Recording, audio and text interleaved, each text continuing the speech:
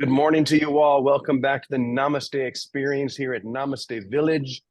I'm so happy to be here, partly because this is the last time I'll be live for a little while. On Sunday, I'll be traveling to Italy, and we're going to have Reverend Sheila and Vicky and whoever else. I'm sure Scott will play a role in there. But I have recorded 15 little intros. So uh, Sheila and Vicky, they'll have no idea where the starting point is. I just love that. But they're so good at just picking it up, picking up the energy and letting it take them. So that's what'll be happening for the next 3 weeks. I'll be here, but I won't be here. So that love, serve, and remember. Thank you, Scott. Once again, what more do we need but to love one another without limits, to be in service to the Christ wherever the Christ is found, and in doing so to remember who we really are. That's the reason we are here. And that's the reason we've all been pulled together as well. We're not just out floating somewhere on our own anymore. I'm sure most of you have felt what that's like. How many of you have been floating out on your own and looking for something to hold it to, a community to hold it together with you? Well, we have been pulled together, magnetized because of that single dedication, the dedication to love, serve, and remember. So we come together, we join with that single intention, and in doing so, we break the cycle, the circular cycle of the ego, which spins and spins and spins, but never goes anywhere. So last night, I felt inspired to write a little paragraph, and I want to share it, and it begins with this line. The identity you claim is threatened by whatever threatens the identity you claim.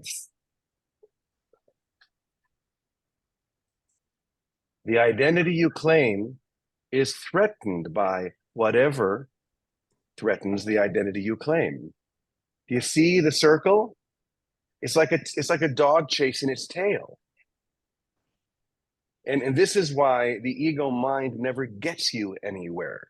The split mind is intent on just spinning so that if it keeps moving, you never realize that you're not going anywhere. And you also become dizzy. What happens if you spin around in a circle? You become dizzy and you don't know where you really are. You don't even know who you really are if you spin long enough. And this is the whole motivation of the ego, to keep you spinning. So once again, the identity you claim is threatened by whatever threatens the identity you claim. It wants to hold on to that identity for dear life because it believes that it is its life. The ego believes that it is your life. And if you lose your body, if you use your life, you are lost. But the truth is, you could never be lost. You never have been lost except in your own imagination because of that spinning. So now, when we join together as we do, all we're really doing is slowing down that spin cycle until we finally just hold still.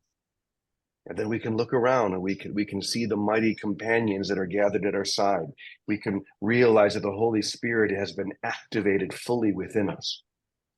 That's all that's really happening here. So one more time, the identity you claim is threatened by whatever threatens the identity you claim. In other words, anything that offers an alternative to the supremacy of the split mind is perceived as an attack, when in reality it is the offer of ultimate freedom. Anything that is threatening that spin cycle is perceived as an attack, but all it really is trying to get you to slow down, to stop, to hold still so that you can hear and know that still quiet voice that's within you that whispers one thing: you are love and so lovable. But you can't get that until you stop spinning. Okay. Freedom only comes when the need to have an identity or a split reference from wholeness dissolves and is replaced by the perception of unified reality. That's what you experience when you finally stop the spinning. The perception of unified reality. This perception is the only reality that can be fully perceived. This perception is the only reality that can be fully perceived. You see, perception and perceived. Okay. Everything else is a seeming alternative to that which has no alternative. Since everything that is true is wholly contained within the mind of God. Everything that's true is wholly contained within the mind of God. And the mind of God contains everything that exists. Now, I want to just stop there for one moment and just challenge one concept that many of us might still have, even if it's just a loose concept. And that is the idea that there is a God. I love that topic, yeah.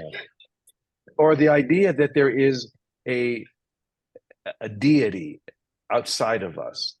What most of us probably believed at one time in our life, that there, in many cases, this old white man up in the clouds watching over us, maybe with a big tablet writing down everything that you do.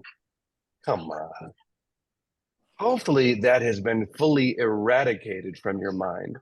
But maybe there is still some lingering presence, or just the idea that there is a father, a mother, or now we can use those images. Those images can be very useful, because when we find ourselves locked in this perceptual identity, having something that we can focus on, maybe it's a Christed being like Jesus, or maybe it's just the Divine Mother. It's an idea or a concept that helps us move beyond all ideas and concepts. But let's not confuse that with thinking that there really is something outside you, this deity up in outer space somewhere, or wherever it may be. The sooner we let that go, the better. Does that sound right? Okay. All right. I'm going to back up, because this is a very important sentence. The perception of reality is the only thing that can be fully perceived. Everything else is a seeming alternative to that which has no alternative. You've made it up in your mind. Okay. Since everything that is true is wholly contained within the mind of God. Everything that is true is within the mind of God. And the mind of God contains everything that exists. Nothing exists outside the wholeness, this wholeness. Otherwise, it would not be whole. These are very simple statements, but they make sense, don't they? Nothing exists outside of wholeness, because if it did, it wouldn't be whole. Now, this is the dilemma that we find ourselves in with our split mind, trying to make the impossible possible, trying to separate what is inseparable, or to create a small space within the whole where we can isolate. Now, why we did that, why the perceptual mind began that spin cycle, we don't really need to know. All that we need to know is that it is slowing down, and that we can jump off now. That's all that's really important. Okay. As hard as it is to believe, the identity you claim exists outside that wholeness, and therefore it has no reality. As hard as it is for you to believe, the idea of you, it seems to exist outside the wholeness that we sometimes call God. Therefore, it has no reality. Therefore, the identity you claim has no reality. And the sooner you let it dissolve into the wholeness that has always been whole within you, the better. The one reality is that which you share with God.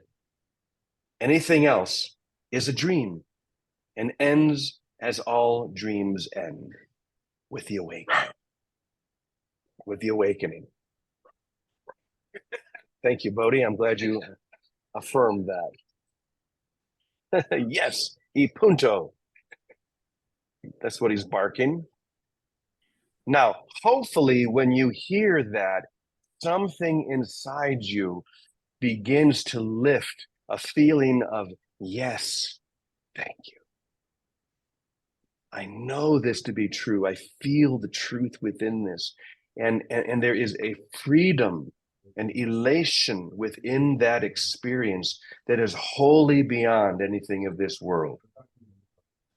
That's why St. Paul called it the peace that surpasses understanding. You can't understand it. You can't put your finger on it. You can't define it, but you know it to be true. You know that only love is real. And when you hear that, say here in the morning session or wherever you hear that, something should light up inside you. Now, there may be times or people who would hear something like what we just heard and say, I've already heard that. Well, what are we going to hear something different? I mean, he says the same thing every day in one way or another. Only love is real, I know. So there may be a part of us that thinks that I already got it. Guess what? If you think that, you don't already got it. Or you have it intellectually and you've stopped there. Because when you get it wholly, when your whole being is absorbed within this light, every time you hear it expressed, no matter who says it, there'll be something in you that rejoices and says, yes, thank you. Thank you. So it's time to take that 12-inch journey from here to here. We are here for the experience of this. And when we join together in that experience, that's powerful. This is why people chant together. This is why people do sacred dance together, because it gets them outside their mind. This is also why many churches just sit and they don't really go anywhere, because they're just exercising their brain. And the brain ain't going to get it.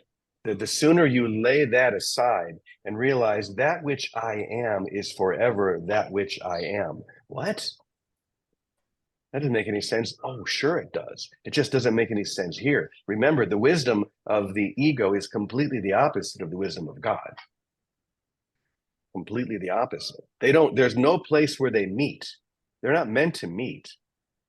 They're meant to greet everyone. So there you go. That's our basic Friday message. And now I'm going to turn it over to Victoria and let Vicky take it from there. Good morning, Vicky. Well, good morning, Brother James. So that was pretty packed. And what I hear is we're all recognizing that Christ vibration, that Christ frequency. And I want to say to you, Brother James, you have gone from wonderful showmanship to Christship. And, you know, James, we've all witnessed that unfolding and that light exuberantly expressing itself. And that's the truth. And that's why you are missed. You hit a pitch with your presence because you've learned how to let your presence be quiet. And in the quiet, it's filled with that thunder of silence, that thunder of love. So we're all going to miss you. That's all I want to say. And we love you. And thank you for doing those 5-minute clips. Don't worry, we'll use them perfectly. And but I loved how you said, and what I heard was, when we stop spinning, you know, in all our doings. What did you say? Sheila said, speak for yourself. Well, I would say this. Watching or listening to the story of just how the physical situation at Namaste came about, how you found yourself in that property, how you looked at it, how it came back to you when you walked away, how the neighbors gave you property on both sides, how it developed by grace, not by your plans, not by your intention from here. That's a great example of breaking the mold. When Jesus says, the end of the world is not its destruction, but its translation into heaven. At Namaste is an experience, and all of us are witnesses to that. We're looking at the witness to a translation from what looked like ordinary situations and places to live into a living village of love and light. Now all of us can step back, especially those of you that live at Namaste or have visited. It has broken the mold in 1,000 ways, 1,000 ways. It has no particular spiritual tradition that it adheres to. Many of us do the Course, do Joel Goldsmith, do Yogananda, do yoga, do whatever. But there is no predominantly required religious affiliation. That's very unusual. I don't know if you'll find any community anywhere that doesn't have that. That's just one. The second thing, it does not have a leader, a guru, a priest that you have to follow. It has a brother who stands holding hands with everyone saying, I'm opening to this. Thanks for opening with me. That's very different than following someone who says, go here, go right, go left. It's a very different paradigm. We're witnessing and part of, naturally, this paradigm of heaven on earth. And it became so organic and so natural that it looked like it never skipped a beat, because there was a brother that joined with several other brothers that stood still. And James, you did take that role. You stood still and you waited and let it speak rather than speaking for it. And you do that today, even in going away. You let others speak. You let them be whatever they are. But breaking the mold in at least those two categories, living in Mexico, in another country, you've got Canadians and Americans leaving their homeland and going to live in a celebratory state of Mexico. That itself is breaking the mold. But for a community, a vibrant community of brothers, in form, you guys that live in Ahihi, and all of us here on Zoom, and the many brothers that look at these videos after, we are a contemplative collective community. We are a family of brotherhood, a family of the light. Doesn't even matter if you call it the Christ light or the Buddha light or whatever. It's a family of love. And we are bound together, not by our organizations and the things we do and the things you even do there. We are bound together by the call for love that is expressing itself through us, that we recognize when James or anyone gets on that podium and announces the day. This is the day. This is the day to love and serve and give. And remember, this is the day. Every day is that day. That's why every day is new. That's why every day is the freshness. It's like today's lesson. I see the gentleness of creation. Look around at Namaste. Look around in this room. You see the gentleness in everyone's eyes, the peace that's emanating from everyone's heart. We're breaking the mold. It is a new heaven and a new earth right beneath our own feet without our even realizing it. When any of us, and it has been each of us, somewhere we stood still. Somewhere we did stop spinning. And we stopped spinning enough to let the voice of love be heard as us and through us. And then we're able to recognize it enough so that every single day, that's a real practice. Every day come together in prayer with your brothers. That's what a community does. Religious communities have been doing that for centuries. We're doing that today, and we call it a morning party because it is a morning party. What else is giving? Serving is nothing but divine hospitality of giving. And we give love to one another, whether we speak or whether we listen. We are giving and receiving the love and the light of Christ alive, witnessing it in that frequency of love and of all the brothers that join together. It cannot be something that's expressed alone, because by its nature, it's a union. By its nature, it's two or more. By its nature, it's love abundant, love giving, love receiving. The cost of giving is receiving. And the more that we give, the more that we love, the more we are filled with that holy silence that listens and then gives of what it listens to. So it's not just happening at Namaste in Ahihi. It's happening wherever any of us are. And that's why we're all ready now. Any one of us at any time, if we stop in our tracks, just cut it out. Just stop in our tracks, stop the spin, and let love happen. Let it happen. It won't be boring. It'll be gracious. But we're finding that out for ourselves. And now our worlds, our families, our neighbors, wherever we stand, it's like this umbrella of love over each of us is really turning into a heaven on earth. Not so different from Ahihi, in different forms perhaps, but we can all recognize and notice where healings and unions are taking place, where hurt used to be. That has to happen around us. The nature of love melts away fear. So stand still and let love melt away all the fear that was represented here on earth. All the wars, all the bickering, it was all just fear. It's not a surrender to God and some will outside ourselves. It's a surrender to love. Just all of us, we stop and we surrender to love. And then we discover, and it's revealed what love would have us say or do or be.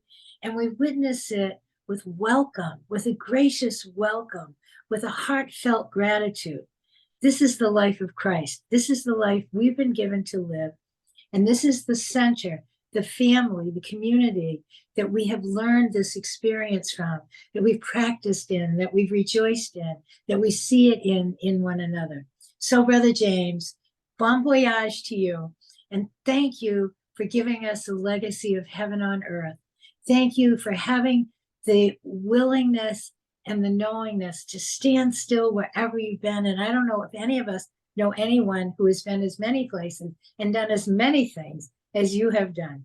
But through it all, whether it was at the Dead Sea or in Mexico or in Oregon, you have learned to stand still and let love lead you. So, brother, we give you our benediction, our blessing, and our greatest, greatest gratitude, respect, appreciation in every way for you, our brother, the living Christ that we witness to every day. Be free, be joyous, and spread heaven wherever you go. Amen. Thank you, Vicky. Thank you. Wow. Yeah. I can feel that. And it was so beautiful for you to recognize all the ways that we as a community are so unique and needed. The fact that there is no one particular spiritual path here. We honor all spiritual paths. There's not an authoritative leader that's telling anyone what to do. Hopefully, we're all holding hands and doing it together. These are things that are kind of unheard of, really. But it's beginning to happen more and more because we're ready for it. And the fact that this is a worldwide phenomenon, we have people all over the world joining us using technology so we can come together and celebrate this together. What a gift. So let's recognize just how gifted we are and how blessed we are, especially those of us who are able to live here together, to join here. We have a gift that should not be underemphasized.